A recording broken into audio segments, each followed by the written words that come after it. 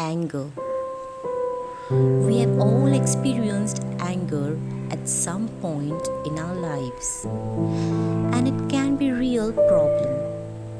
Though it starts as a harmless feeling, it can quickly grow into something dangerous that's hard to control. Anger can shatter communication and tear apart relationships. It can ruin both the joy and health of many. Sadly, people tend to justify their anger instead of accepting responsibility for it. Everyone struggles with anger. But with God's help, we can learn how to deal with our feelings and walk in His peace. Thankfully, God's word contains principles regarding how to handle anger in a godly manner and how to overcome sinful anger. James chapter 1 verse 19-20 says, "My dear brothers and sisters, take note of this. Everyone should be quick to listen, slow to speak, and slow to be angry, because human anger does not produce the righteousness that God desires." Well, Psalm 37 verse 8 says, "Refrain from anger and forsake wrath. Fret not yourself, it tends only to evil." Ephesians chapter 4 verse 26 says, "Be angry and do not sin.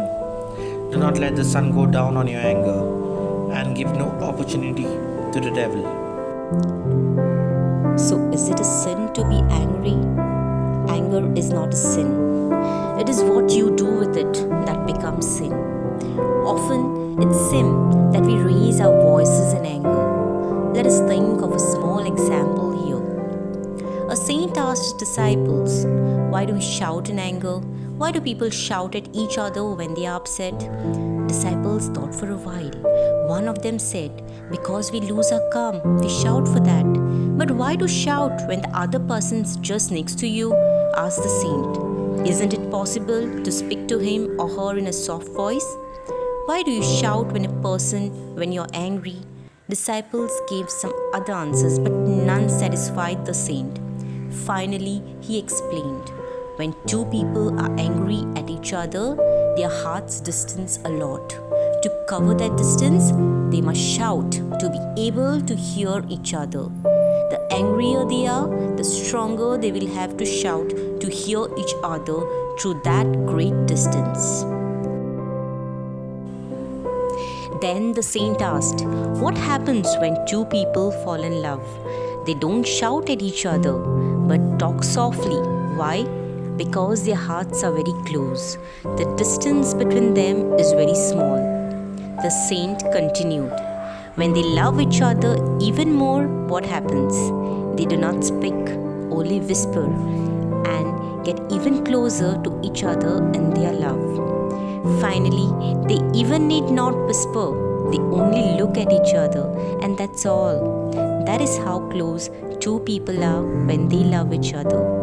The moral: when you argue, do not let your hearts get distant. Do not say words that distance each other more, else there will come a day when the distance is so great that you will not find the path to return, not to shout. We are all going to be angry at times, but it's not feeling anger which is the problem. The problem comes when we act on those feelings. At times, we really wish some of these feelings would go away, but usually they don't. God is not necessarily going to change them, but He is going to change us so that we can be stronger than the feelings. Self-control is a fruit of the Spirit that's given to us to help us control ourselves. Overcoming temper is not accomplished overnight, but through prayer, Bible study, and reliance upon God's Spirit, ungodly anger can be overcome. We may have allowed anger to become entrenched in our lives by habitual practice, but we can also practice responding correctly until that too becomes habit and God is glorified. For more motivational videos, subscribe to our channel Motivation 365.